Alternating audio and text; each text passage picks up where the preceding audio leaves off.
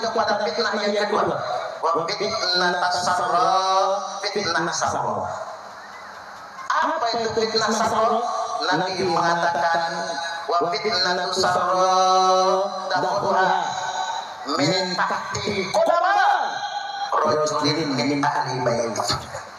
Fitnah sarra ini adalah fitnah yang akan keluar dari bawah dua telapak kaki laki-laki yang ngaku-ngaku anak putu, ngaku-ngaku ahli bait. Yaz'umu annahu minni wa laysa minni. Dia ngaku-ngaku anak keturunanku dalam darah aneh nih, mengalir darah Rasulullah. Aneh cucu Nabi yang ke-28, aneh cucu Nabi Muhammad yang ke-30, aneh cucu Nabi Muhammad yang ke-38. Yaz'umu annahu minni. Ia ngaku-ngaku keturunanku, ngaku-ngaku ahli baitku, wa laysa minni. Padahal dia bukan keturunan. Jadi ciri akhir zaman Imam Mahdi sudah akan muncul, akan banyak orang yang ngaku-ngaku anak cucu. Lah dilalah Bapak Ibu. Yang ngaku-ngaku anak cucu Nabi itu justru banyaknya di Indonesia Raya tercinta. Dilarang. Ternyata kami sudah sampaikan, berikan sinyal merah, nanti bakal ada yang ngaku-ngaku anak. Bismillahirrahmanirrahim. Alhamdulillah wassalatu wassalamu ala Rasulillah Sayyidina Muhammad ibn Abdullah wa ala alihi wa sahbihi wa man wala wa ba'du. Kali ini saya ingin menanggapi dan meluruskan pernyataan seorang mukimat Bapak Superman yang semoga Allah Subhanahu wa taala merahmati beliau dan kepada kita semuanya. Yang mana pada satu kesempatan pada saat beliau berceramah, beliau menyampaikan sebuah hadis Nabi Muhammad sallallahu alaihi wasallam terkait fitnah-fitnah yang akan terjadi di akhir zaman, termasuk adalah fitnatus sarra. Akan tetapi penjelasan yang beliau sampaikan tentang fitnatus sarra itu, ini penjelasan yang menyimpang, bukan penjelasan yang merupakan esensi dan maksud dari hadis tersebut. Tetapi penjelasan yang menyimpang tidak sesuai dengan yang dimaksud oleh hadis tentang fitnatus sarra itu seperti apa. Dan terkesan apa yang beliau sampaikan itu memaksakan diri dan memonopoli hadis Nabi Sallallahu Alaihi Wasallam. Dan yang sangat disayangkan, hal ini disampaikan kepada khalayak yang banyak, di depan banyak orang, pada saat beliau berada di atas panggung berceramah di hadapan banyak orang. Ini adalah bentuk sebuah pengkaburan, penyesatan kepada umat. Na'udzubillahi min dzalik. Maka dengan ini kami ingin mengajak ayo kepada para tokoh, para orang-orang yang dianggap tokoh, ketika Anda menyampaikan sebuah penjelasan agama, tolong disampaikan dengan jujur, disampaikan dengan sesuai dengan hakikat dari apa yang Anda jelaskan itu. Jangan pengkaburan, jangan penyesatan kepada umat, karena semuanya akan dimintai pertanggungjawaban di hadapan Allah Subhanahu wa taala yang Maha Al-Qahhar, yang akan meminta pertanggungjawaban dari setiap apa yang kita ucapkan dan setiap apa yang kita kerjakan. Baik, terkait fitnatus sarra ini, Bapak Superman menjelaskan bahwa fitnatus sarra itu adalah sebuah fitnah, yaitu tentang di mana nanti di akhir zaman banyak sekali orang-orang yang mengaku-ngaku. Jadi mengaku-ngaku keturunan Nabi, mengaku keturunan Rasulullah, cucu yang keberapa, cucu yang keberapa, cucu yang keberapa. Itulah fitnatus sarra katanya. Jadi fitnatus sarra itu kata Bapak Superman adalah fitnah yang akan terjadi di akhir zaman, dan mungkin adalah terjadi di masa kita sekarang, di mana banyak orang mengaku-ngaku keturunan Nabi tetapi bukan keturunan Nabi, hanya sebatas pengakuan. Itulah fitnatus sarra katanya. Maka penjelasan seperti ini adalah penjelasan yang menyimpang, bukan esensi yang dimaksud dari fitnatus sarra itu sendiri yang dijelaskan oleh Nabi. Baik, hakikat dari fitnatus sarra itu bukan orang-orang yang mengaku-ngaku sebatas mengaku keturunan Nabi, bukan seperti yang dikatakan oleh Bapak Superman. Tapi fitnatus sarra itu, baik, kita runut dari maknanya saja. Dari maknanya dulu, fitnatus sarra itu adalah sebuah ujian, kelapangan, kenyamanan, ketentraman. As-sarra kebahagiaan, kenikmatan. Jadi di akhir zaman itu nanti, ini hakikatnya, hakikat yang dimaksud dari fitnatus sarra itu adalah fitnah di mana ketika orang-orang mengalami kenyamanan, kenikmatan, harta yang banyak, kenyamanan hidup, ketentraman hidup, kemakmuran hidup. Akan tetapi kemakmuran itu kemudian melupakan mereka berzikir kepada Allah, ingat kepada Allah, beribadah kepada Allah. Jadi mereka itu tertipu, mereka terlena, terlupakan dengan kenikmatan yang mereka dapatkan untuk beribadah kepada Allah Subhanahu wa taala, untuk berbakti kepada Allah Subhanahu wa taala. Nah, itu yang dimaksud dengan fitnatus sarra. Jadi fitnah kelapangan, fitnah kenyamanan hidup, kemakmuran hidup. Ketika mereka mendapatkan kenyamanan hidup, kesehatan, keafiatan, sehat jasmani dan rohani, disertai dengan kenikmatan duniawi, kemudian menjadikan mereka lupa beribadah kepada Allah, berzikir kepada Allah Subhanahu wa taala. Salat ditinggalkan, baca Quran diabaikan. Sibuk dengan kesibukan-kesibukan kenikmatan dunia. Itulah fitnatus sarra.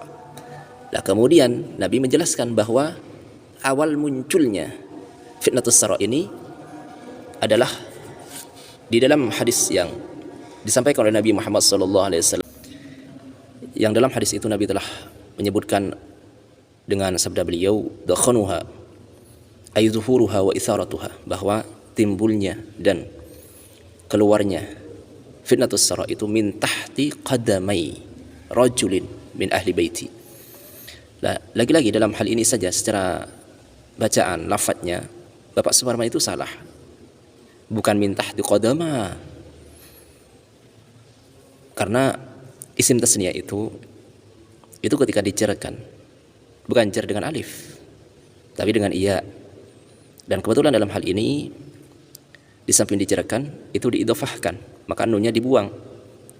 Jadi bacanya itu min tahti qadamai rajulin, qadamai mai, bukan min tahti qadama. Ini salah satu ketidakfahaman, bukti ketidakfahaman Bapak Suparman dalam bahasa Arab di antaranya. Nah, di samping salah membaca, Bapak Suparman juga salah memahami hadis itu. Baik, jadi Nabi itu menjelaskan tentang awal munculnya fitnatus sarra itu, bahwa munculnya ini itu berasal dari bawah kedua kaki seorang laki-laki min ahli baiti, termasuk dari ahli baitku, katanya sabda Nabi Muhammad SAW. Baik, jadi awal munculnya fitnatus sarra itu berasal dari seorang laki-laki yang termasuk ahlul bait Nabi Muhammad SAW. Baik, sebelum saya jelaskan ini, bahwa fitnatus sarra itu kan adalah sebuah fitnah disebabkan kenyamanan, kenikmatan, kenyamanan hidup yang kemudian melalaikan orang-orang untuk beribadah kepada Allah Subhanahu wa taala. Dan awal mulanya ini bermula atau muncul dari seorang yang bernasab, seorang bernasab. Jadi sekali lagi, bukan mengaku-ngaku. Walaupun dalam teksnya itu yas'umu annahu, begitu ya, dalam hadisnya itu yas'umu annahu min ahlil bait. Baik, yas'umu annahu minni, dalam hadisnya itu yas'umu annahu minni wa laysa minni. Si laki-laki itu mengaku sebagai keturunan Nabi, cuman sabda Nabi, dia bukan termasuk diriku, bukan termasuk diriku. Maka dalam hal ini Bapak Suparman itu salah memahami. Jadi Bapak Suparman itu memahaminya secara tekstual. Baik, jadi maksud Nabi itu bahwa fitnatus sarra itu awal munculnya itu dari seorang laki-laki yang termasuk ahlul bait Nabi. Jadi laki-laki ini bukan mengaku-ngaku keturunan Nabi, bukan, memang diakui bahwa dia itu adalah keturunan Nabi. Cuman sabda Nabi, walaupun dia itu keturunanku, walaupun dia itu adalah seorang yang nasabnya bersambung kepada Nabi, akan tetapi sabda Nabi, walaysa minni, orang itu bukan termasuk dariku. Nah, bukan termasuk dariku ini itu dalam tafsirannya dijelaskan ay fil fi'l, dalam kenyataan, wa in kana minni fin nasab haqiqatan. Jadi walaupun secara nasab ya termasuk dari keturunan Nabi, cuman bukan termasuk golongan Nabi secara kenyataan.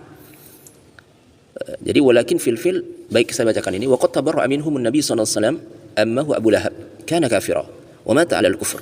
Lidha faqad kafara wa qala innama awliya'i al-muttaqun wa yas'umu annahu minni ayil fil fi'li wa in kana minni fil nasab hakikatan, walakin fil fi'li. Jadi dalam kenyataannya walaupun orang itu bersambung kepada Nabi, artinya orang itu adalah keturunan Nabi, tapi dalam kenyataannya ini dalam waqi' ya, dalam fi'il, bukan dalam nasab. Walakin fil fi'l ana bari'un min. Jadi yang dimaksud oleh Nabi Muhammad SAW bahwa orang itu bukan termasuk dariku, itu secara kenyataan, secara hakikat, bukan secara nasab. Jadi walaupun orang itu secara nasab bersambung kepada Nabi, cuman oleh Nabi tidak diakui. Kenapa? Li'annahu law kana ala baik wa in kana min nasli Nabi SAW wa nasabihi wa sulalat lakinnahu laysa minal muttaqin. Jadi alasannya itu tidak diakui oleh Nabi karena bukan termasuk orang-orang yang takwa, bukan termasuk minal muttaqin.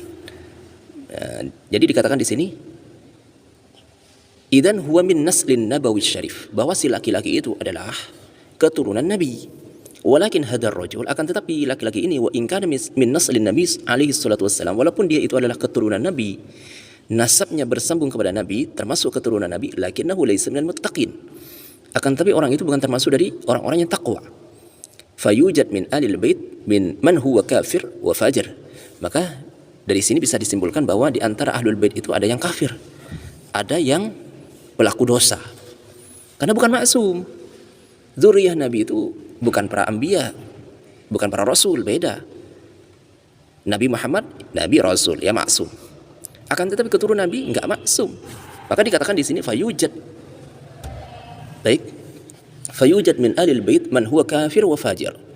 Maka ditemukan dari keluarga Nabi itu ada yang kafir, ada yang fajir, pelacur, ya, pelaku dosa. Wa qad tabara'a minhum Nabi alaihi salatu wassalam ammahu Abu Lahab kana kafira wa mata 'ala al-kufr. Seperti yang terjadi kepada paman Nabi Abu Lahab.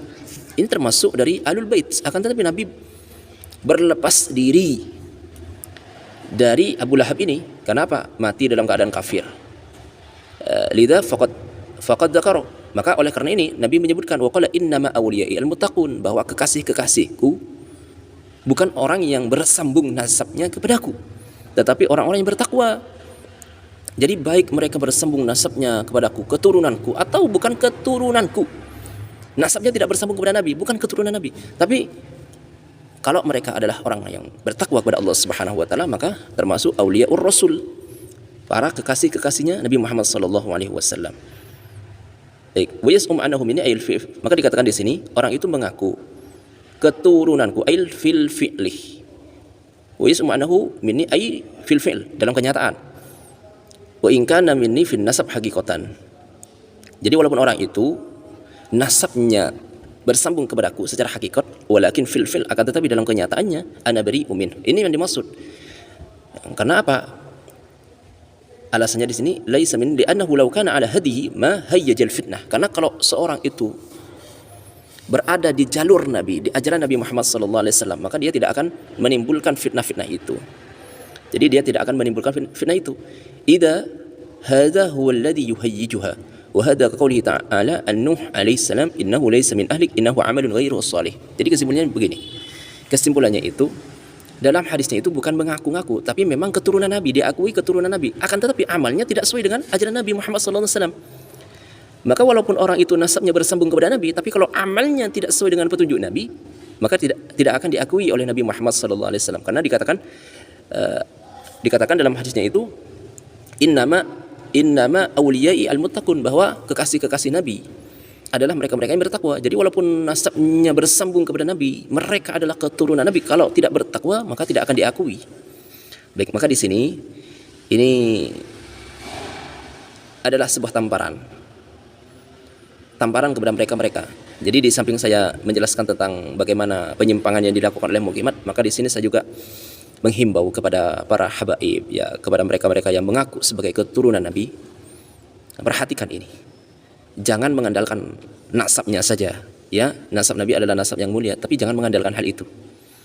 Jangan Anda hanya berbangga dengan nasab Anda, mengandalkan nasab Anda, mengutamakan nasab Anda, tapi utamakanlah takwa kepada Allah Subhanahu wa taala.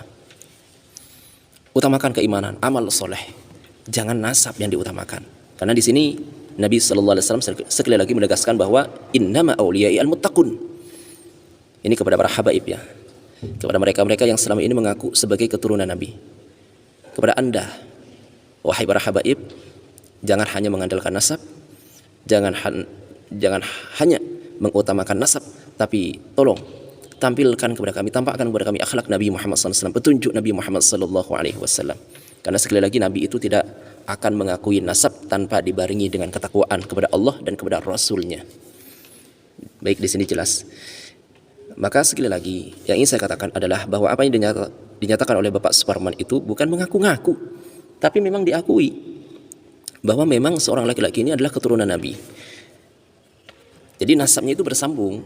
Nasabnya bersambung, cuman perilakunya tidak sesuai dengan syariat yang diajarkan oleh Nabi Muhammad SAW.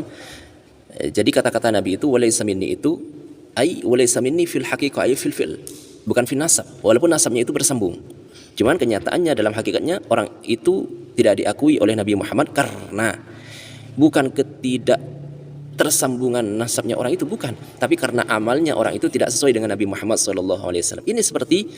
Ini seperti firman Allah Subhanahu wa taala yang menceritakan tentang ucapan Nabi Nuh, bahwa Nabi Nuh itu tidak mengakui Kan'an sebagai putranya. Kata Nabi Nuh, innahu laisa min Allah Subhanahu wa taala itu tidak mengakui bahwa Kan'an itu adalah putra Nabi Nuh. Allah Subhanahu wa taala berfirman, innahu laisa min ahlik, innahu amalun ghairu salih, bahwa Kan'an itu bukan termasuk keluarga kamu wahai Nuh. Firman Allah Subhanahu wa taala, kata Allah Subhanahu wa taala, innahu amalun ghairu shalih, karena apa yang dilakukan oleh Kan'an bukan amal yang baik, maka bukan termasuk dari keluargamu. Maka sama dengan keturunan Nabi, kalau tidak sesuai amalnya dengan Nabi, bukan termasuk keluarga Nabi Muhammad sallallahu alaihi wasallam fil fi'li, bukan fil nasab sekali lagi ya. Maka dari sini bisa disimpulkan bahwa pertama ya, fitnatus sara itu adalah fitnah kelapangan, kenyamanan hidup. Nah, yang hal ini itu awal mulanya muncul dari seorang yang termasuk keturunan Nabi, bukan mengaku-ngaku. Bukan seperti apa yang dikatakan oleh Bapak Suparman itu, bukan mengaku-ngaku. Memang diakui, akan tetapi orang yang mengaku dirinya sebagai keturunan Nabi, amalnya tidak sesuai, tidak searah dengan syariat yang telah diajarkan oleh Nabi Muhammad SAW.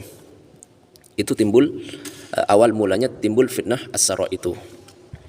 Baik, jadi di samping Bapak Suparman salah membaca teks hadisnya, qadamai dibaca qadama, yang bersangkutan ini Bapak Suparman juga salah memahami hadis itu. Bukan yang dimaksud dengan fitnatus sara itu adalah fitnah dengan munculnya orang-orang yang mengaku sebagai keturunan Nabi, bahkan padahal orang itu bukan termasuk keturunan Nabi, bukan seperti itu. Fitnatus sara itu adalah fitnah kenyamanan, kelapangan hidup, kenikmatan hidup yang munculnya berawal dari orang yang nasabnya bersambung kepada Nabi, akan tetapi Nabi tidak mengakui, bukan karena ketidaktersambungan nasabnya orang itu kepada Nabi, bukan, tapi karena amalnya tidak sesuai dengan Nabi Muhammad SAW. Maka disimpulkan di sini bahwa keturunan Nabi itu ada yang kafir, ada yang fajir, para pelaku dosa. Karena tidak maksum. Keturunan Nabi itu bukan Nabi, bukan Rasul. Maka sekali lagi tidak maksum, mereka tidak lepas dari yang namanya dosa.